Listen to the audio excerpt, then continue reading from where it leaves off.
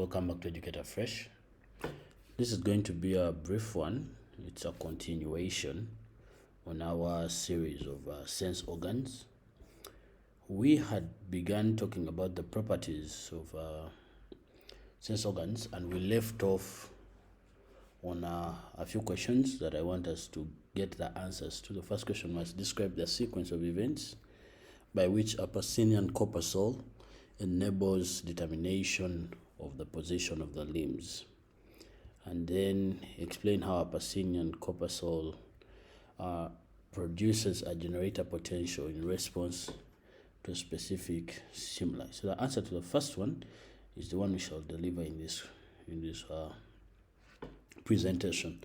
So the idea is, during the resting potential, the pressure sensitive sodium channels of the neuron membrane in the capsule of a joint, the first thing they do is they prevent entry of sodium ions. So as we know from our video on how resting membrane potential is maintained, the sodium gates are always closed, and the sodium potassium pump is always pushing out 3 sodium ions and is pushing in 2 potassium ions.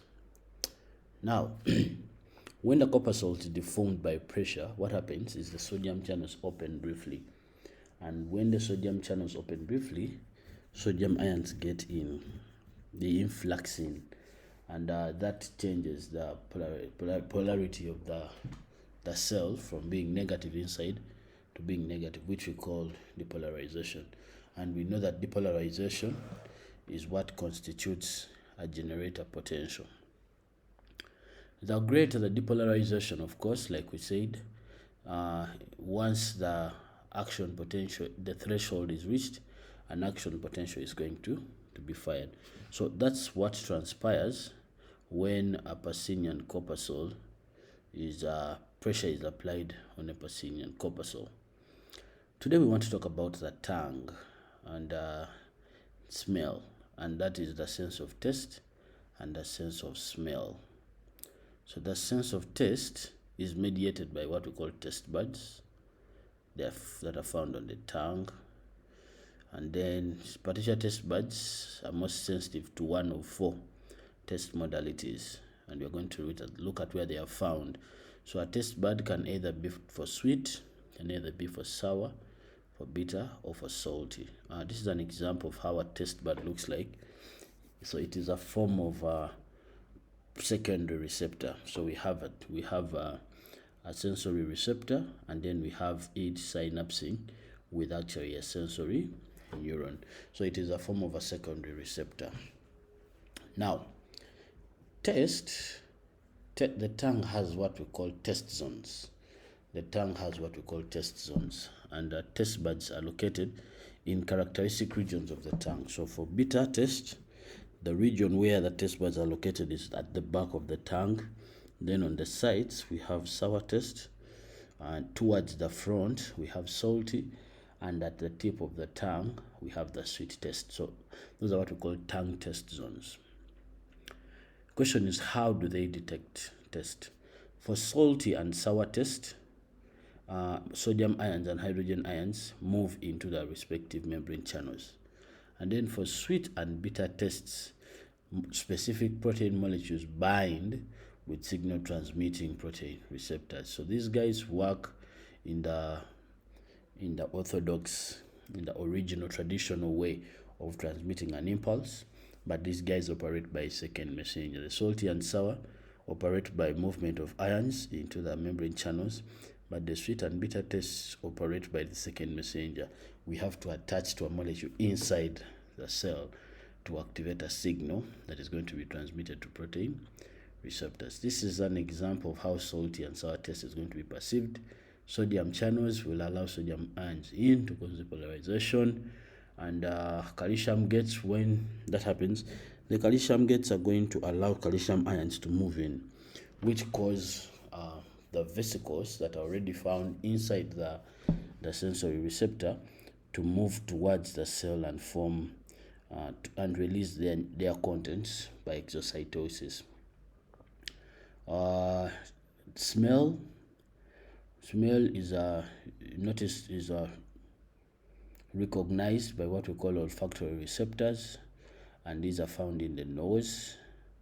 And what happens is it is also chemosensitive. In other words, it responds to chemical stimuli. Even if you apply pressure on your tongue has been designed to respond to chemicals and to respond to taste in chemicals.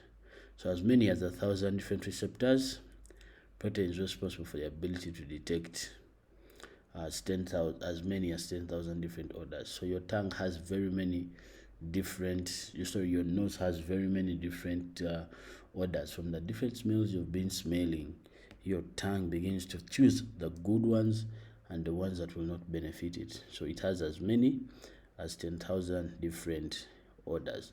Some of them you don't even know where you got them. You just know, I know that smells sweet, that smells nice, because you have ever had that experience.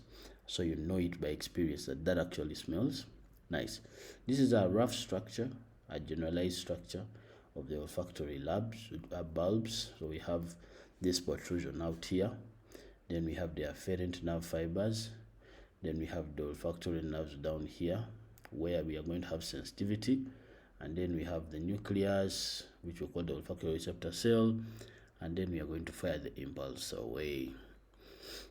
So, furthermore, when an odorant molecule binds to its receptor, so this is our molecule here, it causes a dissociation of large numbers of specific signal transmitting proteins and subunits. It causes a dissociation of these guys here, this receptor here, and then this signal that transmits protein receptors is also going to be activated. Now, because of the second messenger style here, the sensitivity of the membrane is exceeded. So that is the thing here. So once this second receptor is activated, it releases a G protein, which activates adenyl cyclase. Adenyl cyclase begins to churn out cyclic AMP, which causes sodium channels to open. And when the sodium channels open, then and only then are we going to have depolarization. So in the next video, we are going to be talking about the human eye. Feel free to like, share, and subscribe. Have a good day.